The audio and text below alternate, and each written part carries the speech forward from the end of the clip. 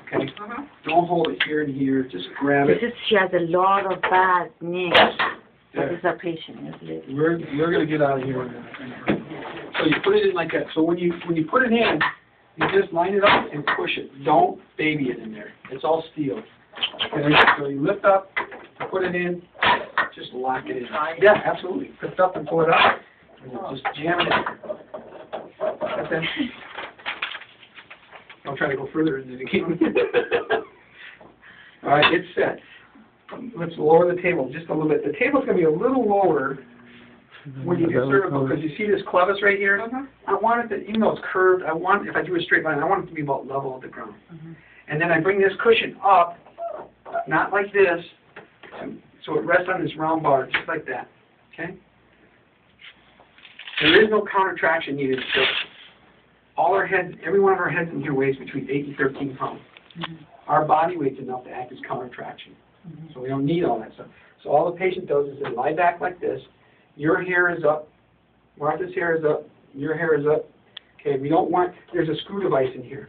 We don't want to tighten this and get hair caught in here, and now you're a salon in a chiropractic office. We really don't want that. I don't want to hear about that, unless you advertise it, then it's a different thing. So they're going to lay their head back this way. I'll show you the picture, because it's easy to show this way. They go to traction technique. So that's our starting point. And they put their head here, right? Right, they're going to put their head right back like this. So the back of their head, How did you bring it up there? I'll show you again. I'm going to bring up, I'll hit retrieve cervical, okay, I'll go to decompressive. Instead of hitting edit, I hit traction technique. If I hit traction technique, it actually shows you pictures. Okay, same thing with lumbar. So I go to the second one, and that's how the patient's going to look. So their head goes back here. When you tighten this, these are malleable and give, all right? They're going to fit every one of our heads. We all have a different size head, but it's all going to fit because this is just going to line up naturally, all right? When you tighten this, you tighten it up to patient comfort.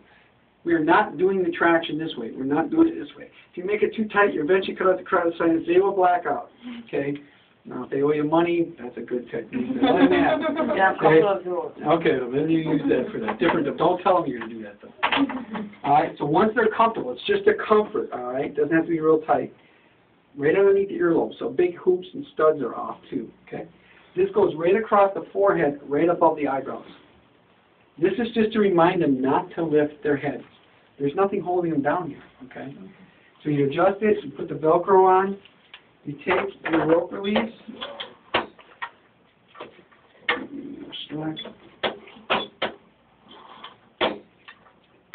that just pops them like that, okay? And then I go to the next picture. If you want to make it more comfortable, you can put the bolsters on their knees, lift those sections up, okay? And then you hit start, and that's it. So what it's going to do is this. You might not even see that much movement, okay? This has nothing to do as far as angle of pull. You're going to do 90% of your cervicals like this. For the ones that have pain that radiates down the arm, numbness in the hand, so they've got basically a radicular syndrome process going on. Once they get to this 20 pounds, all right, this is set between 20 and 10 pounds, all right. Once they get to 20 and they can tolerate that, make sure they're okay. I get behind the table. I support it with my left hand. I release it with my right. I want to make sure it doesn't drop all of a sudden. And I try to create an angle like this. I gradually lower this cushion to the point they can tolerate it. If that's far enough, I do it there. If they can tolerate it all the way, I'm creating a 45-degree angle, because what I'm doing there is I'm dropping the shoulders and angling the head, and I'm taking most of the pull from the upper neck to the lower neck. When they have a radiating pain, the nerves that are affecting that are C5, C6, C7. So if they have that type of situation, I eventually want to get to this point. You will rarely be able to do that the first time, because these patients are like this. They're locked in. They can't even do this just walking around.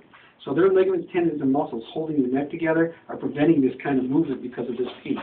So just go a little ways to start with, and then gradually, as you continue the treatment, work your way down. Yeah, how much changes? That's all there is to cervical. Cervical is very easy.